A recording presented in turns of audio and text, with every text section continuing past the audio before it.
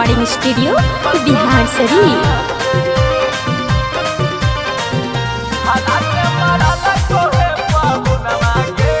Music by Amit Gupta.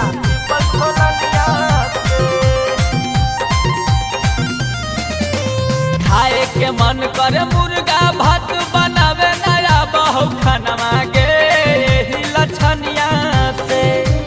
खाए के मन करे मुर्गा भात बनावे नया बहु खानवा गे यही लछनिया से। हरात मरल कोहे पहुनवा गे धिपल छोलनिया से।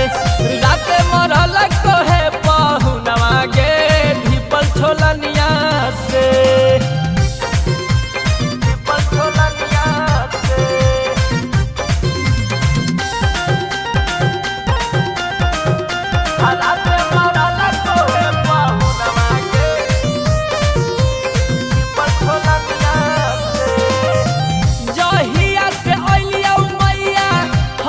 ससुरार गे दिन भर में दू दू बेरा मारा हो भातार गे मैया। जहिया से अलियौ मैया हम ससुरार गे दिन भर में दू दू बेरा मारा हो भातार गे। ओकरे मरल का दर्द करौ अभी लेते हुनवा गे धिपल छोलनिया से। ओकरे मरल का दर्द करौ अभी लेते हुनवा गे धिपल छोलनिया से।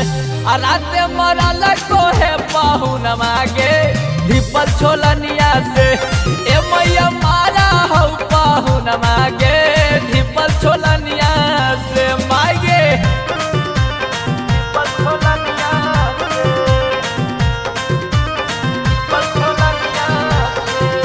Nalanda recording studio Bihar Sharif. Music by Amit Gupta.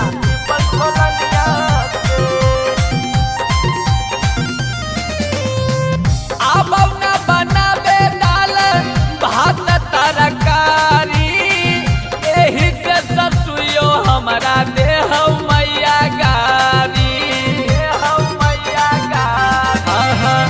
अब न बनावे दाल भात तरकारी एही से ससुयो हमरा देह रोजगारी। फुटलौ करमिया कुंदन बिहारी मिललौ मारा दनवा गे यही लछनिया से।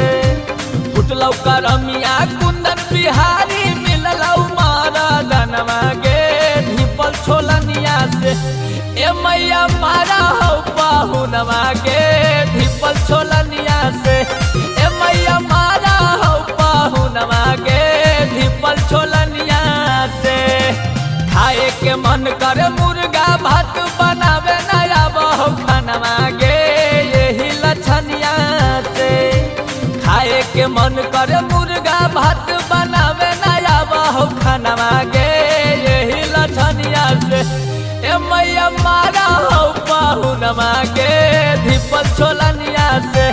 ए मैया मारा हौ पहुनवा गे धिपल छोलनिया से। माई गे बड़ी मार मारा बप्पा।